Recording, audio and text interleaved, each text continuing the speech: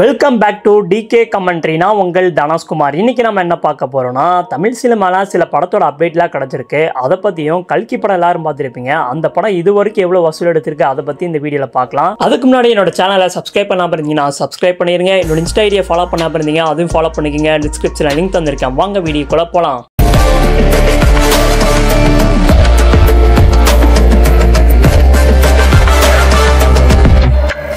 First கல்கி படத்தை பற்றி பார்க்கலாம். கல்கி 2898 AD இந்த படம் பார்த்தீங்கன்னா பயங்கர எதிர்பார்ப்போட ரிலீஸ் ஆகி மக்கள் கிட்ட நல்ல ஒரு ஏற்பு கிடைச்சிட்டு இருக்கு. இந்த படத்தை பார்த்தவங்க எல்லாருமே மகாபாரத்தை வச்சு இப்படி ஒரு செமையான ஸ்டோரி கூட எழுதலாமா அப்படின்னு டைரக்டர் நாக் அஸ்வின் அவரை புகழ்ந்துகிட்டு இருக்காங்க. அந்த அளவுக்கு கொலமாசா அந்த கல்கி படத்தை டைரக்டர் நாக் அஸ்வின் எடுத்து வச்சிருக்காரு. இந்த படத்துல பார்த்தீங்கன்னா மியூசிக்கு, ஆக்டிங்கு, டைரக்ஷன், ஸ்டோரி எல்லாமே வேற லெவல் பண்ணிட்டாங்க. அதுக்கப்புறமா அந்த படத்தோட பட்ஜெட் பார்த்தீங்கன்னா 600 கோடி கிட்ட போட்டு இந்த கல்கி படத்தை எடுத்திருக்காங்க.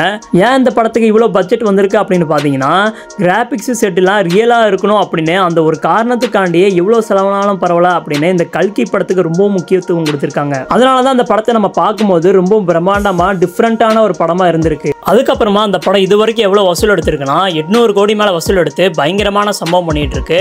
நீங்கள் என்ன இந்த படத்தை பார்க்கலாம்னா மிஸ் பண்ணிடாதீங்க. நெக்ஸ்ட் நம்ம என்ன பார்க்க போறோம்னா, தலைவரோட கூலி படத்துல இருந்து சில அப்டேட் கிடைச்சிருக்கு. அதை பத்தி பார்க்கலாம். கூலி இந்த படத்துல நம்ம தலைவர் ரஜினிகாந்த் அவர் தான் நடிக்கிறாரு. இந்த படத்தை டைரக்டர் லோகேஷ் கனகராஜ் தான் எடுக்கிறாரு. இந்த படத்துக்கும் அனிருத் அவர் தான் மியூசிக் பண்றாரு. நேத்து இந்த படத்தோட ஷூட்டிங் ஆரம்பிச்சிட்டாங்க. அதுக்கப்புறமா அந்த படத்துல ஸ்ருதிஹாசன், சத்யராஜ்லாம் நடிக்கிறாங்க அப்படின்னு கன்ஃபார்ம் ஆயிருச்சு.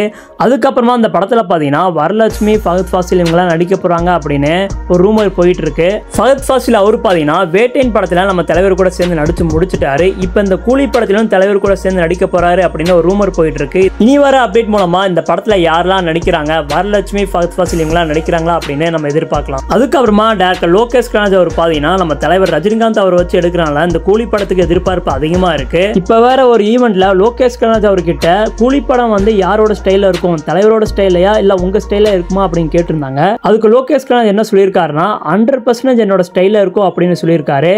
அப்போ கண்டிப்பா இந்த படம் ஒரு அதிரடியான ஒரு பிளாக் பஸ்டர் ஒரு படமா இருக்கும் அப்படின்னு நம்ம எதிர்பார்க்கலாம். அதுக்கப்புறமா எல்லாருக்குமே ஒரு டவுட்டா இருக்கு, எல்சியூல இந்த படமும் வருமா அப்படின்னு எல்லாருக்குமே ஒரு டவுட்டா இருக்கு. அதுல டவுட்டே வேணா, லோகேஷ் கனகராஜ் அவர் ஸ்டார்டிங்ல சொல்லிட்டாரு தலைவரோட படம் வந்து தனி படமா இருக்கும் அப்படின்னு சொல்லிட்டாரு.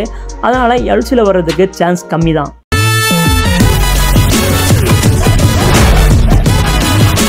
நெக்ஸ்ட் நம்ம என்ன படம் பார்க்க போறோம்னா, தளபதியோட 69 படத்தை பத்தி தான் பார்க்க போறோம். தளபதி விஜய் அவர் பாத்தீங்கன்னா வெங்கட் பிரபு அவர் டைரக்ஷன்ல கோல்ட் படம் நடிச்சிட்டு இருக்காரு. அதுக்கப்புறமா தளபதி விஜய் அவரோட 69வது படத்தை யார் எடுக்க போறா அப்படின்னு தளபதி விஜய் அவரோட ஃபேன்ஸ்லாம் ரொம்பவும் காத்துக்கிட்டு இருக்காங்க. இப்ப ரீசெண்டா ஒரு ரூமர் போயிட்டு இருக்கு. என்னன்னா, தளபதியோட 69வது படத்தை டைரக்டர் எச் வினோத் எடுக்க போறாங்க அப்படின்னு சொல்லிட்டு இருக்காங்க. இது மட்டும் இல்லாம இந்த படத்துல சமந்தா நடிக்க போறாங்க. இந்த படத்துக்கும் ராக் ஸ்டார் அனிருத்தா மியூசிக் பண்ண போறாரு அப்படின்னு சொல்லிட்டு இருக்காங்க. டைரக்டர் எச் வினோத் அவர் டைரக்ஷன்ல தளபதி விஜய் அவர் நடிச்சாருன்னா கண்டிப்பா சூப்பரா இருக்கும்.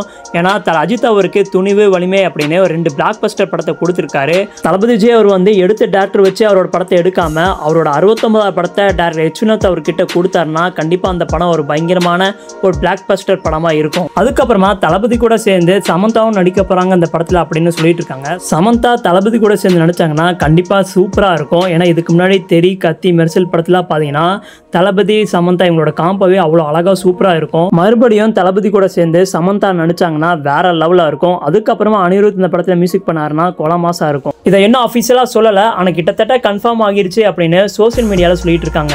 நெக்ஸ்ட் படம் பாத்தீங்கன்னா கங்குவா. இந்த படத்துல சூர்யா அவர் தான் நடிச்சிட்டு இருக்காரு. இந்த படத்தை டைரக்டர் சிவா தான் எடுத்துட்டு இருக்காப்ல. அதுக்கப்புறமா இந்த கங்குவா படத்துல இருந்து ரிலீஸ் ஆன லுக்ஸ், கிளிம்ஸ் வீடியோலாம் பாத்தீங்கன்னா டோட்டலாவே டிஃப்ரெண்டா இருக்கு. எனக்கு தெரிஞ்ச இந்த படம் ரிலீஸ் ஆகும்போது சூர்யா அவருக்கு மட்டும் இல்லாம தமிழ் சினிமாவுக்கு ஒரு டிஃப்ரெண்டான ஸ்டோரி உள்ள ஒரு படமா இருக்கும். இப்போ இந்த கங்குவா படத்துல இருந்து என்ன அப்டேட் கிடைச்சிருக்குன்னா, கங்குவா படம் வந்து அக்டோபர் 10ஆம் தேதி ரிலீஸ் ஆகும் அப்படின்னு அபிஷியலா சொல்லிட்டாங்க. இந்த அப்டேட் வந்ததுல இருந்து சூர்யா அவரோட ஃபேன்ஸ்லாம் பயங்கரமா செலிப்ரேட் பண்ணிட்டு இருக்காங்க.